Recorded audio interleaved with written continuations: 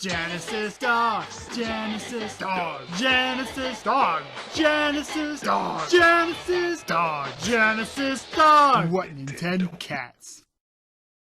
Hello, whoop, and welcome to the 73rd Genesis Dogs rating. Today we're talking about Ecco, The Tides of Time.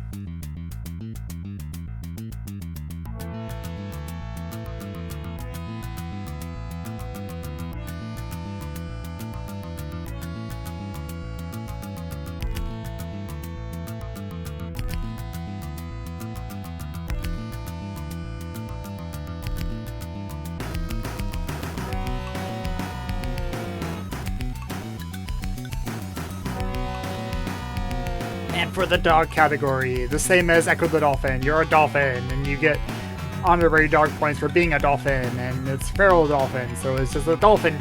So you get an extra point for there, and there's a bark button with the sonar, and it goes pew, pew, pew. So yeah, I'll count that as another bark button, get another point, so up to 7 out of 10. Very good score for not having an actual dog in it. And the splash, I give it a 10 out of 10. Like, it was a very big vibe, like the previous game.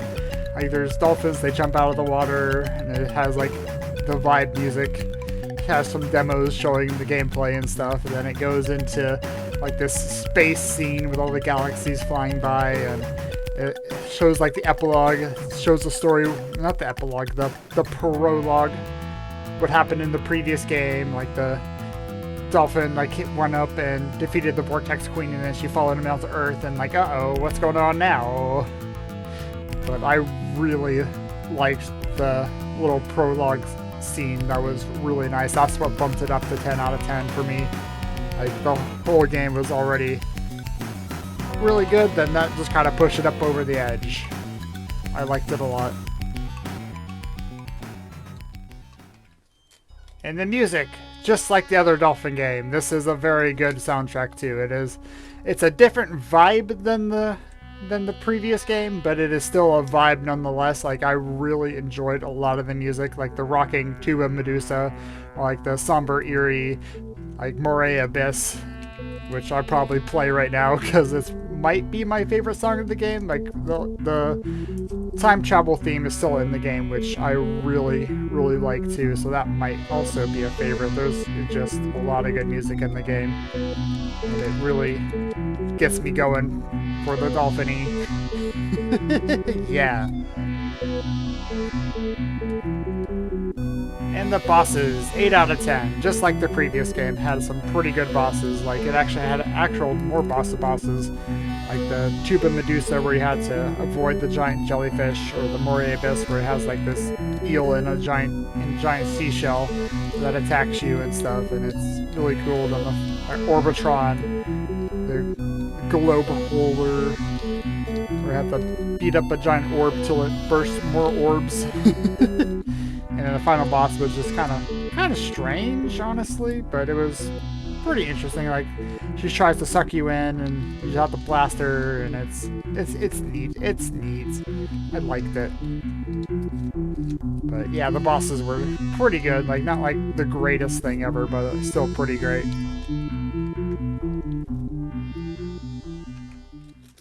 In difficulty, 9 out of 10. It was actually surprisingly not that hard, especially compared to the first game. Like, most of the game I was considering giving it a 10 out of 10, but then once you get to the dark future, and it gets a bit harder, and that's kind of where your echolocation, the maps stop working, so you can't really find your way around that well, so that kind of made it difficult to navigate, and that kind of bumps it up to a 9 out of 10. Then there was another auto-scroller, a fast auto-scroller, kind of like the Welcome to the Machine, but it was not nearly as bad as Welcome to the Machine. Like, plus you only had to beat it once, and it was one and done.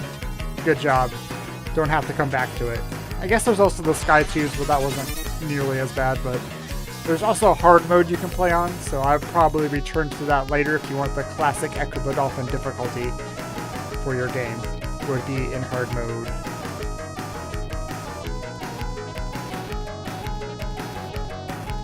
In the experience, I give it a 10 out of 10. It is still a fantastic time. I love the story. I love the gameplay. Love the music. It is a great time overall. I think I like this game more than Ecco 1. It was a really good time. Like for sure, like the future section with like the future dolphins. So they fly and they move you with their minds, and like the water is alive and it's flying in the sky. Like that is what I think of when I think of Ecco. That is the quintessential Ecco the Dolphin, is the weird future that awaits the planet. For the good future is a really weird time, and I love it.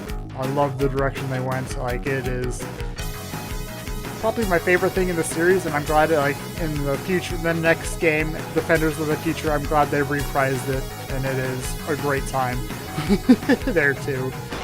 But we'll get to that later, maybe. But yeah, 10 out of 10 for sure. Great game. And a total of 54 out of 60. It broke into the 50 club. It is 8th place overall, and it deserves it. It is a very good game. It is a very good time. Like, has a decent dog score. Got decent everywhere else. It's like straight. I think yeah. This is straight 9s. Like overall, like average would be 9 out of 10, which is a fantastic game for a fantastic score. I will recommend this game. I think I recommend this more than the first game. It's a lot more accessible too, which is a big factor in a lot of these hard Genesis games. So I forgot to mention that there's also checkpoints in some levels. Like you can echo a little crystal thing and it saves your progress if you die, which is a big game changer over the previous game. So yeah, I gotta mention that at some point. Yeah, this very deserving of this score. And I'm getting ready to spin. I've been missing this wheel. Let's go. Spin.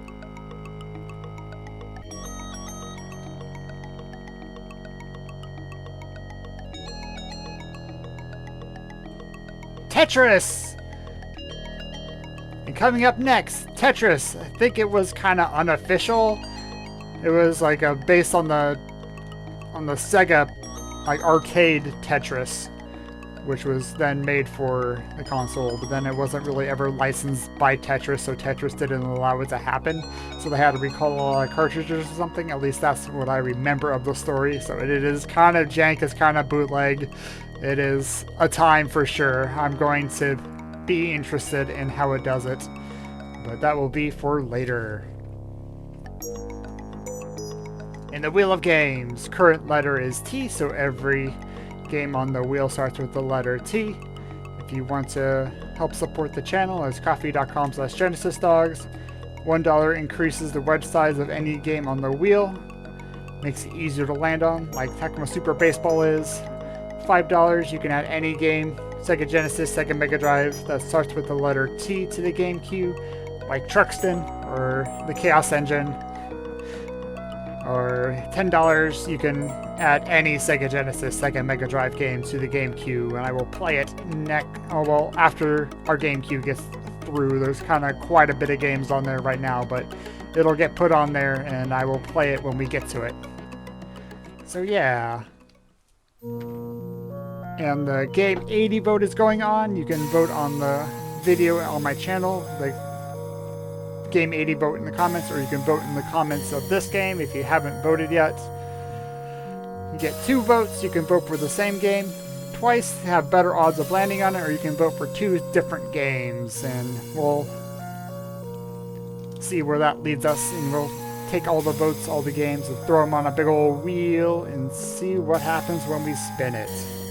I'm looking forward to it. These are a lot of fun. And so yeah, thanks y'all for joining me, and I'll woof y'alls later. Woof woof.